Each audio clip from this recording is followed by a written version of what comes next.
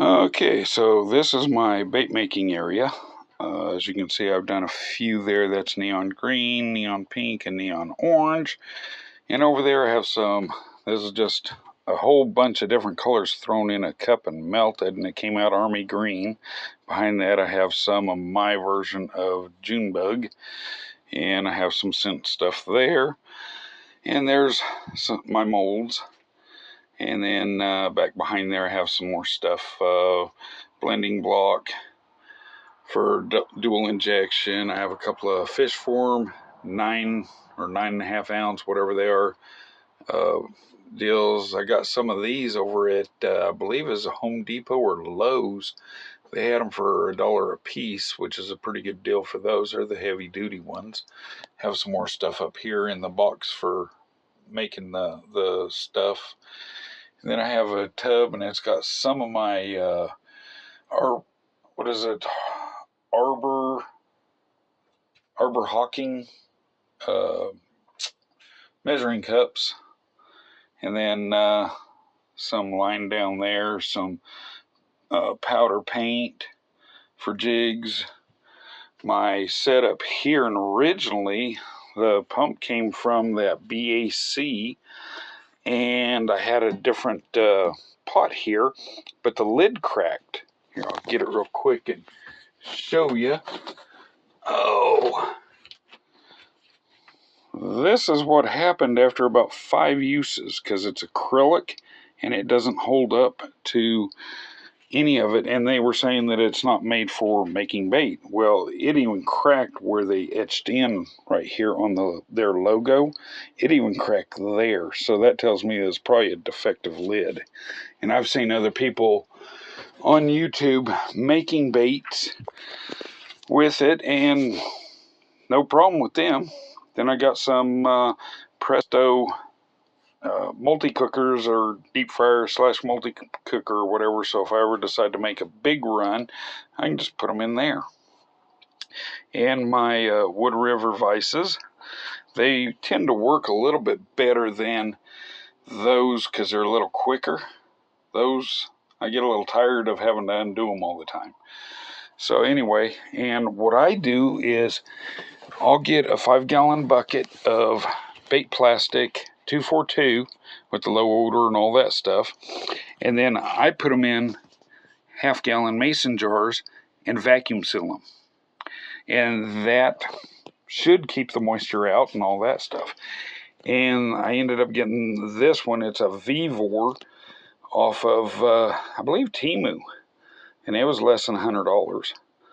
So that's set up, and it's got a glass lid, just like the BAC. They sent me that whole pod after I'd said on Amazon that my other lid cracked, and sent them pictures. They sent me the whole nother setup, the pot, the pump, everything. And the pump is right down there. And here's the original pot that I had with that other lid that broke. And what I did is I ended up getting polycarbonate. And then it was a 2 foot by 1 foot or something like that sheet, and 1/2 inch thick. And it's thinner than the original by just a little bit, but it actually vacuum seals a whole lot better. And what I did is I used my table saw to cut it off, and then I used my router that I have in my table saw, which is in another video on how I did that one, how I made the table saw, or the router, into the table saw there. But anyway, I ended up doing this and drilling a hole in it and getting it all set up. So this is just a polycarbonate sheet that's 1/2 inch thick, and I've already tested it out and it works perfectly fine. So now I have two 3-gallon ones and one 5-gallon one. And then there's my vacuum. I have it set up with a DeWalt and a rigid adapter, so I can run either of those batteries, because I have both types of batteries. And that's a Bauer from Harbor Freight. Is $49 for the vacuum. It's not as good as a rigid one, because a rigid one actually has a little door down here, and you store your hose normal, and then you can sweep stuff into the bottom, and acts just like one of those real expensive house models that you have down on the floor, and you just sweep the stuff, a dustpan. and it just whoop goes away. But anyway, this is my bait making setup, and it's in a little car trailer. So I leave the door open. It has vents there, and it has a big vent up here, as you can see, and have a smart light there so I can turn it on and off. I have my Amazon Echo Dot up there with the clock, and then I got one of these from Temu. I think is like $5 or $6, and so if I need to hold up a bait and look and see if I got air bubbles or whatever, I can do it right there, and it don't blind you. So it actually works pretty good. And as you can see, I've used a lot of bait plastic. I've only been doing this for a couple of months maybe. So I have trout worms, I have Cinco worms, I have trout eggs, I have some of these. They're the little like Bobby Garland type guppy deal from Best NJ. And then this is an Epic Bait Mold Backup Core Shot. I'm not doing the Core Shot right now, but I do have a bunch of Core Shots that I've already done. And I have a Bandito bug that I got from Best NJ off of Amazon. And then I have a lot of bass tackle stuff too, like I have some Helgamites there, and I have dragonfly larvae, and I have a Fat Guy fishing mold back here. It's the BA Stinger slide system. And yeah, so I have a few molds. I have about 8 more coming sometime in the next month. They're coming from Bug Mold because couldn't find them anywhere else. They're the Trout Magnet replicas, and then a couple of others that are just different. So anyway, this is my setup. Hope you guys enjoyed it. And I got my pigments there from Lure Works, and then glitter I get from either Walmart or Hobby Lobby. Some of the glitter, I've noticed that this glitter from Hobby Lobby, the hollow shift ones, they actually bleed.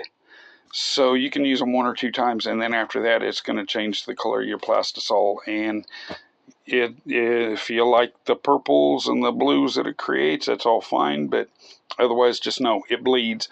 And then after that, it still bleeds. So after your bait and all that, it will still bleed. I found that out. So, and then there's my other glitters. And yeah, so like this mold here, I turned it into a Core Shot simply by getting some small rods that's the same size as this one and cutting them down to fit this. The rods I have in here are from Epic Bait. The rods I got for this, I got off of Amazon, and they're the brass rods. And I found that the brass rods actually work better than the aluminum. The aluminum, after a few times, they get hot and then they start sticking. These, they'll get hot, but they don't stick. As long as you oil them up, they don't stick. And then I did the same thing for the worms. Let's see, where's my worm mold? Here, is that it? No. Where's my worm mold? Here it is. My worm mold. It's a Best NJ worm mold. It only does 2, and I made a Core Shot out of it too. And it works pretty good. All I do is I have 2 aluminum rods.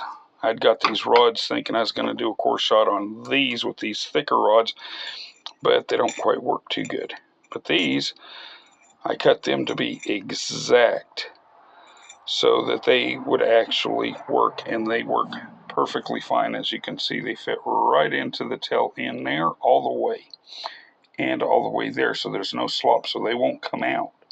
Then what I do, I'll pour this, pull them off the sprue, pull the rods out, bring it over here to my Dollar Tree cutting mat, $1.25, and my Dollar Tree paper cutter, and it was $1.25. And then I'll zip off the end, whatever size I want the tails to be. Then I'll shoot them and do a Core Shot. And as you can see in here, see those? Those are all Core Shots with doing it the way I just said, and cutting off the tips and all that, and they work perfectly fine. So anyway, I hope this video was kind of fun for you guys. It's fun making the bait. I do it just to do it. I don't sell any, but I do tend to give a lot of them away. It's about all I can say about it. It's all good. So we'll talk to you guys later. Have a great day.